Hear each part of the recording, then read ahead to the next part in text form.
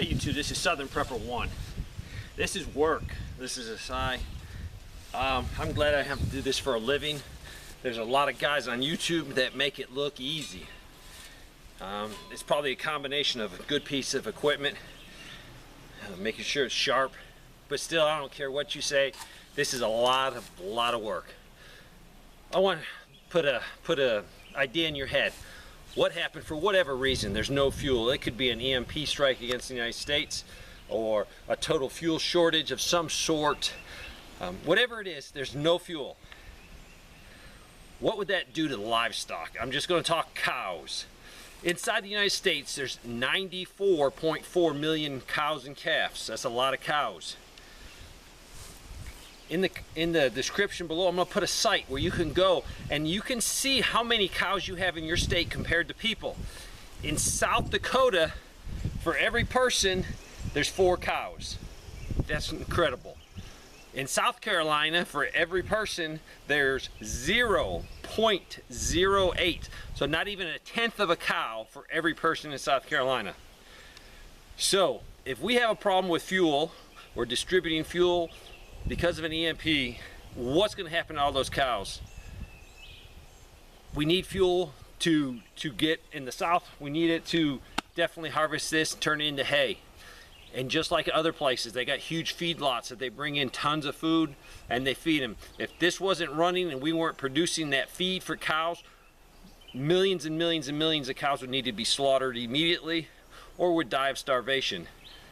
We saw what happened during COVID. They had to get rid of tons of pigs and other livestock because the processing plants weren't open. So really we couldn't even do that. If we didn't have fuel, we couldn't have a cow sent to the market. The guys cutting the cow up wouldn't have the equipment because it wouldn't have no power. So we would be in a huge problem. So look at your state and see how many cows you have. Let's talk about the average homesteader. You need to be prepared not to get in any hay unless you can hay it yourself. But then you'll be using valuable fuel in your tractor. So you might need to downsize. You might only have a couple cows and basically just some breeding stock.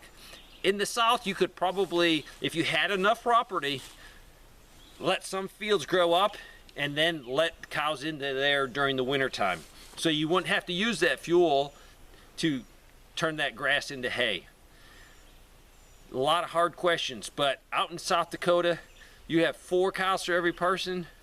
You're going to eat well for a very short period of time and then your cows are going to die. Or the big cities in South Dakota, which I don't know if there's many big cities, they won't be able to get the meat or process the meat. We're looking at just one aspect of livestock. We're not talking about pigs and chickens. That's why when they say 90% die off with an EMP, the more I think about these scenarios, the more I can actually envision it. So prepare yourself. If you got a homestead, you might need to switch from cows to maybe sheep or goats or rabbits. But you need to be thinking about that. If I can't get fuel, that means other people can't get fuel and they can't deliver hay, they can't deliver grain, they can't deliver livestock feed to me. What am I going to do? Your plan needs to be not relying on anyone for your family's survival, but on your own ability to produce something on your homestead. So start thinking. You might need to change, or you might need to have a plan. No fuel or an EMP, I need to immediately slaughter these animals and try to use the meat, can it. Then you get back to canning. Well, you want to can a whole cow, but you only have 4 cases, 48 cans, that's not going to work. You need to think of a plan right now so you can minimize waste and help as many people as possible. It could be, guess what? We start having an outdoor fry and we have a pig barbecue and we eat some of that stuff on the livestock or on the homestead and share it with neighbors. Now, yes, other neighbors will know that you have it, but guess what? By sharing that now, you might build some allies and relationships that will help you further into a crisis. So start thinking now. Thanks for watching.